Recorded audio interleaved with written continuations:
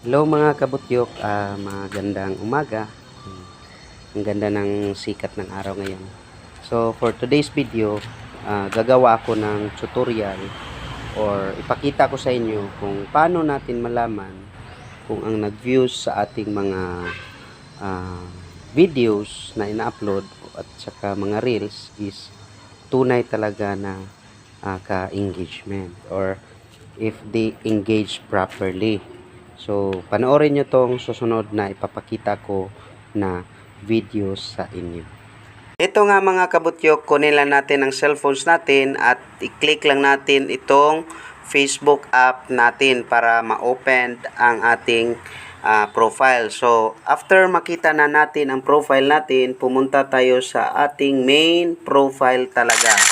Yung mga post natin ang makikita. So, pili lang tayo doon ng isa mga kabutyok. Gaya nitong Nescafe ko. Sa umagang ito, post ko lang mga kabutyok kasi masapawan yung sinasabi ko. So, punta ka lang sa baba mga kabutyok para makita natin kung gaano talaga karami ang nag-fake engagement at tumatapos ng mga views natin.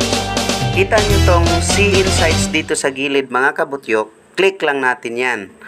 So, after clicking, lalabas na. So, ilan ang na-reach?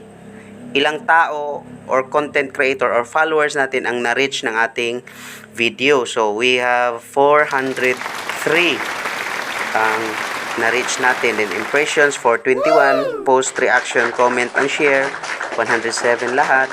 Then, total clicks is 32. Yung nag-click talaga na inopen talaga yung video, then pinanood.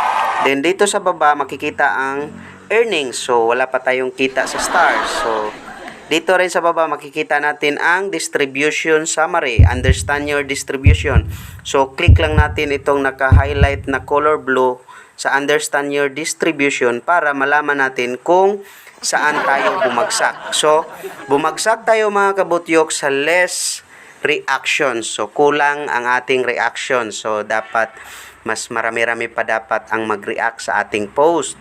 Then sa comments, pasa na tayo, sa shares, sa average minutes viewed, at sa 1 minute viewed. So, back lang natin mga kabutyok. Then after back na natin, so, scroll down pa tayo. Dito na natin makikita kung ilan talaga ang nanonood ng maayos.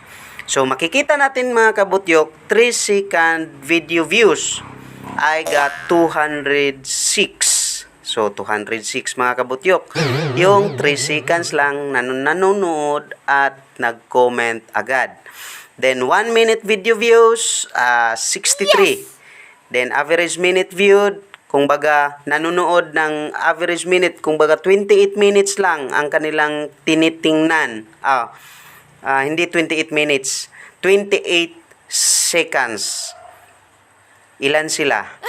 So, medyo marami-rami. Kasi sila ang pinaka mas marami dito.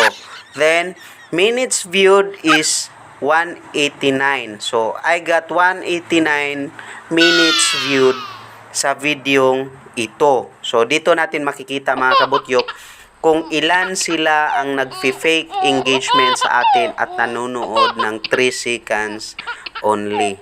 So, laging tandaan natin mga kabutyok, i-check lang natin palagi ang ating insights dito sa baba mga kabutyok para malaman natin kung gaano karami ang ating fake engager na followers o kapwa content creator na sa following list natin. So, yun lang mga kabutyok. Follow for more videos and tips para sa karagdagang kaalaman dahil lamang ang may alam. Thank you for watching mga kabutyok. Bye-bye!